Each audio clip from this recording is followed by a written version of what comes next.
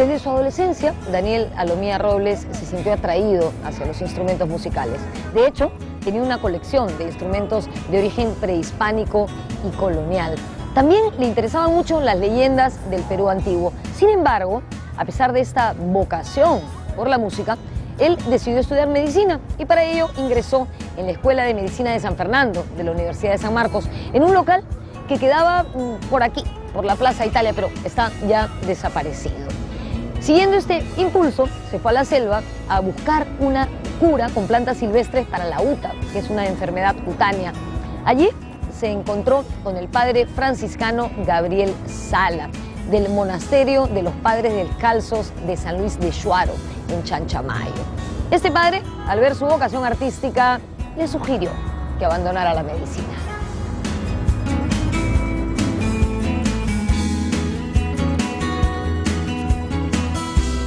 Organiza una expedición con algunos alumnos de San Marcos para buscar plantas medicinales.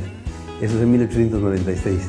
¿No? Se interna por el valle en Chanchamayo y llega hasta el convento de San Luis de Shuaro, donde lo aloja el padre Gabriel Sala, ¿no? Que era una eminencia y era el santo, así, ¿no? Una persona muy querida y conocida.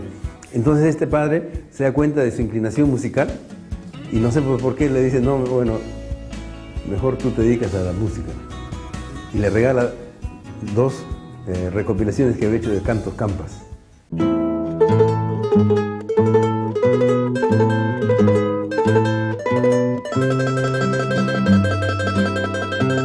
Daniel Alomía dejó sus estudios de medicina y se metió de lleno en la música.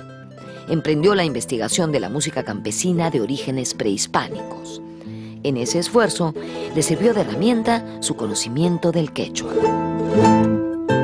Él hablaba quechua, ¿no? Él en los cancioneros que hacía, pone la traducción de las canciones quechuas, pone traducciones así que él mismo hacía, ¿no? Pero él trataba de encontrar así esa música pentatónica, ¿no? Lo que él llamaba la música incaica. Él dividía la música digamos, en 3 géneros. La música incaica, la música colonial, que ya tenía, ¿no?, la influencia española, y la música republicana, cuando decía, ¿no?, que la influencia ya era mayor, ¿no? Entonces lo indígena ya quedaba menos visible.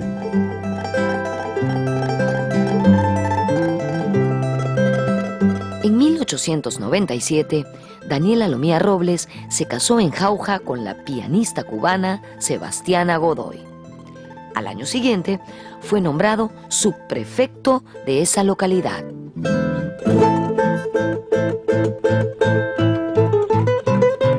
Pero en 1900 ya regresa a Lima. Como su esposa sufría de asma, y la tuberculosis, esas cosas, ¿no?, los bronquios, no podían vivir acá en el centro, sino se van a vivir a Barranco.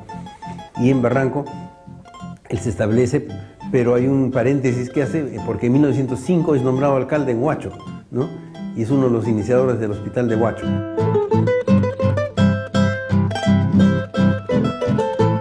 Alomía viajó a Buenos Aires, donde conoció a Carlos Pedrelli. Él lo orientó en las técnicas de composición, estructuración y arreglo de los temas tradicionales o folclóricos. Sus estudios sobre la música andina encontraron sintonía con la Asociación Proindígena, organización de intelectuales fundada en 1909 por Pedro Zulen y Dora Mayer. Esta organización buscaba poner en evidencia el maltrato al que eran sometidos los indios en las minas y haciendas, además de su falta de integración a la vida del país. La Asociación Proindígena fue apoyada por el gobierno de Augusto B. Leguía.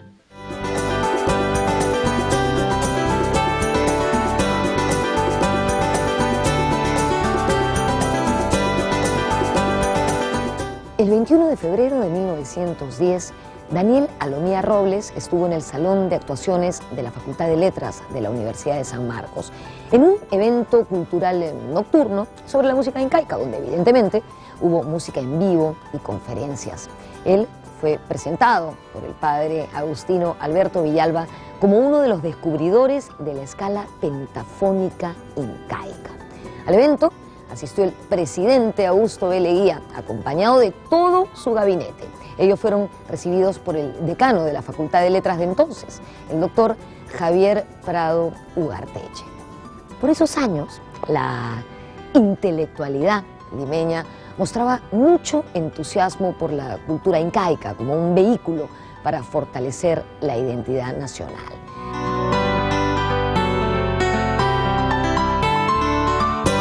Habían pasado 3 décadas de la derrota en la guerra con Chile y la élite intelectual peruana parecía encontrar en la cultura incaica un motivo para recuperar el orgullo nacional.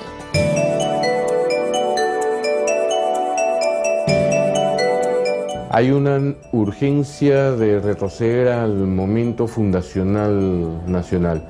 ¿Dónde están nuestras fortalezas? ¿Dónde está la verdadera savia que puede nutrir la capacidad constructora, renovadora del país? Y uno, la élite, lo poco que queda, la que no está dañada, empieza a mirar con otros ojos esa visión idealizada que se tiene del incario.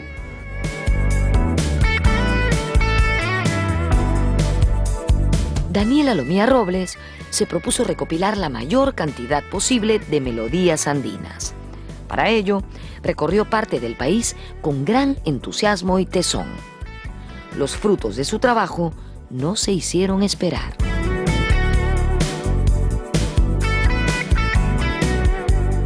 A él se le considera el restaurador de la música incaica. ¿Por qué? Porque fue el primero y quizá, como él mismo dice, ¿no?, el primero quizá en toda Sudamérica a formar una colección de aires así recogidos de esa manera, ¿no? Nadie se interesaba, pues, se interesaba en los yarabís, en cosas que, digamos, son más ya con mestizajes, ¿no?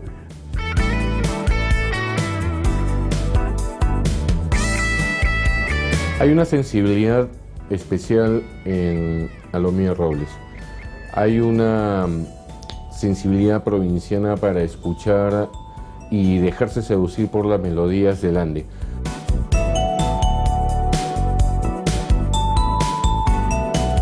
Partió de San Luis de Chuaro a recorrer 20 años todo el Perú, Bolivia y Ecuador, recopilando la música que habían dejado los incas.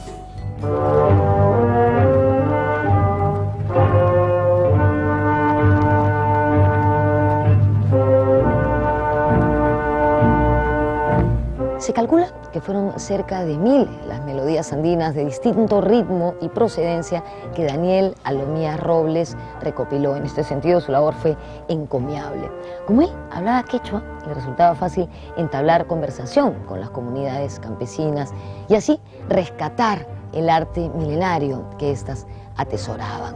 Por ejemplo, él se encontró una vez con un anciano comunero indígena llamado José Mateo Sánchez, del pueblo de Marco, en el Valle del Mantaro, y él le hizo conocer el himno al sol, una melodía prehispánica que los indios de esa zona, del Valle del Mantaro, interpretaban con pincuyos y violines. Además, esta misma melodía era cantada por indios de la Sierra de Huánuco y de parte del Cusco.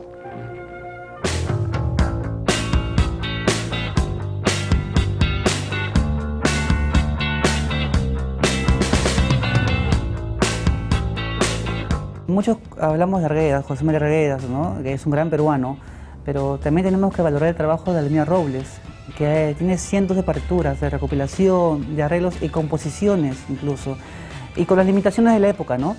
Recordemos que a principios del siglo XX se comenzó a estudiar la música andina realmente, la música andina, pero ya con principios técnicos europeos, ¿no?, como la armonía o como los instrumentos de cuerdas, ¿no?, que antes de la colonia pues existía solamente la pentatonía y no había instrumentos de cuerda.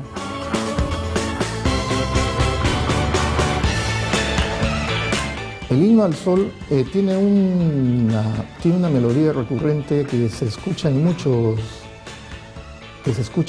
temas recopilados por Daniel, en muchos temas andinos. Los que tienen oportunidad de escucharlo, les recomiendo que lo hagan. Y según Daniel, esto fue recopilado en las alturas de Jauja, más o menos en el año 1870 y tantos, de un indio, un peruano que había luchado la guerra de liberación y que tenía más de 100 años.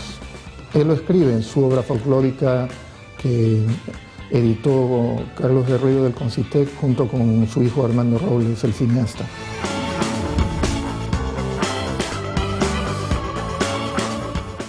Daniel Alomía Robles se unió con el periodista limeño Julio Baudouin y trabajaron juntos en la composición de una zarzuela con temática social. Baudouin estaría a cargo de los textos, mientras que la música sería elaborada por Alomía Robles. El hijo de Alomía Robles en algún momento me comentó de que lo hicieron en Barranco, en la casa de Alomía Robles. Ambos se juntaron y comenzaron a escribirlo.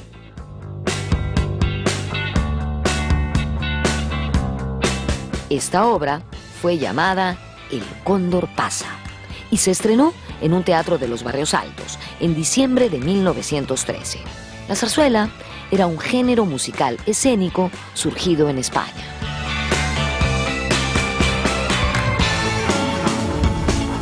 No es gratuito que se haya recurrido a la zarzuela. Tal vez ahora no tengamos una idea de por qué era una zarzuela. Primero, zarzuela es un género menor que en la época estaba muy difundido. Siempre tiene una moraleja o tiene un inicio, nudo y desenlace de manera que sea fácil y comprensible para cualquier oyente. No requiere ser alguien con formación erudita o académica o letrado. Y esa es tal vez su principal ventaja.